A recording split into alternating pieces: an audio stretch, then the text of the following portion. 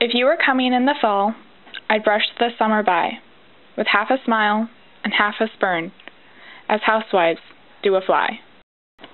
If I could see you in a year, I'd wind the months in balls, and put them each in separate drawers, for fear the numbers fuse. If only centuries delayed, I'd count them on my hand, subtracting till my fingers dropped into Van Diemen's land. If certain, when this life was out, that yours and mine should be, I'd toss it yonder like a rind and take eternity. But now uncertain of the length, this that is between, it goads me like the goblin bee, that will not state its sting.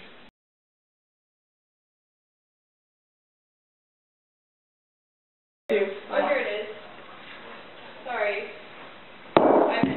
Today on Let's Talk Poetry, we will be discussing poem 511 by Emily Dickinson. Today I have with me Joy, Faith, Happiness, and Claire.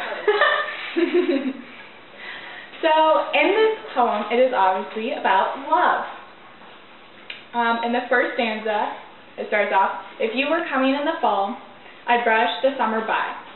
So in this first stanza, she's obviously talking about time, and if she's waiting for her lover to come, even though Emily Dickinson had no known lover in her life, but she always wrote poetry about love, I feel like.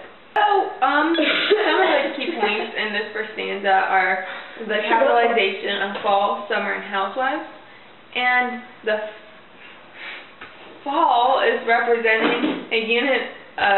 She doesn't care if she has to wait till the fall. The fall is like her elderly life, and the summer is her youth. She will skip her youth and be elderly just to be with him.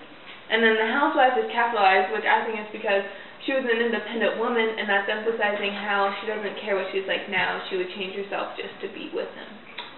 Okay, second stanza. Joy, let's start with you.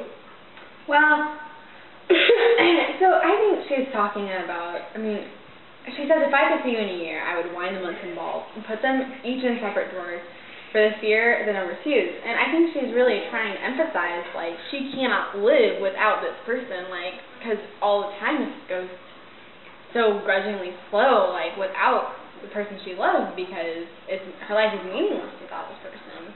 Mm-hmm. But I think she wants to remember them. She doesn't want that to happen. Hey, Faith, why don't you take the third stanza? I'd be happy to. Great. This stanza, she starts, if only centuries delayed, I'd count them on my hand. She's talking about how she's now moved on to a bigger section of time, and I think she's starting to realize that, you know, her love isn't going to come back, or at least it's going to be a very long time. So she stretches the time to centuries, and she starts talking about how she'd lose her fingers for the centuries because they're also insignificant to her. They don't matter. Okay, let's move on to the fourth stanza. Happiness, would you like to take this one? Of course. Okay, so this one starts with, it's certain when this life was out that yours and mine should be.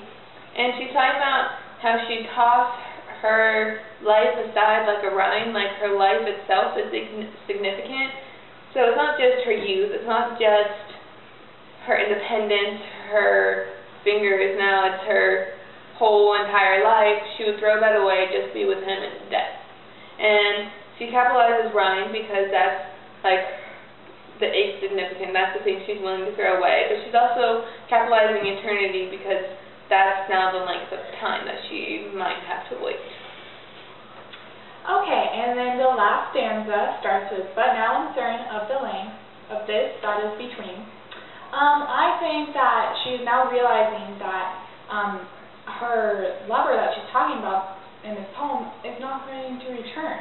And it goes to me like the goblin bee that will not say its sting, and it's kind of like, almost like, like she's never going to have him return to her, and it's just like very hurtful to her.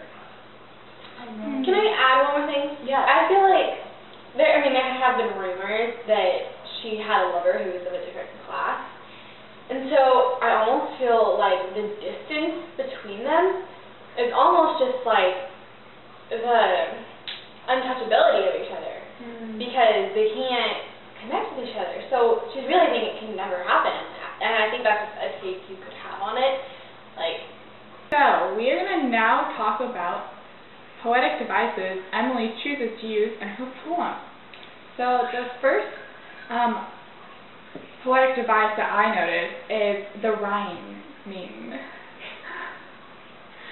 She rhymes in the first stanza by and fly, and then in the third stanza hand and land, and then the fourth be eternity, and then between and sing in the last stanza. And I feel like these rhymings really create a more light, loving feel to the poem, so it's more of a love poem than a darker poem. Why do you think that she doesn't rhyme in the second stanza? That's the only stanza that she doesn't have a rhyme scheme. She does have wind, like wind the months into balls with rhymes with the rhyme, so I think it connects with the later part of the poem. Okay. And, well... That doesn't make sense to me. What? Okay, so like, she uses wind up there and then rhyme down below, and so to me that popped out when I read it. And so it's making it like less of a disjointed poem, and it reminds you of what she said in the beginning. Well, the next thing I noticed when I read this poem is that like the things that she capitalizes are generally like units of time, and they seem to be more emphasized. I think it's time to wrap our Let's Talk Poetry session up. See you next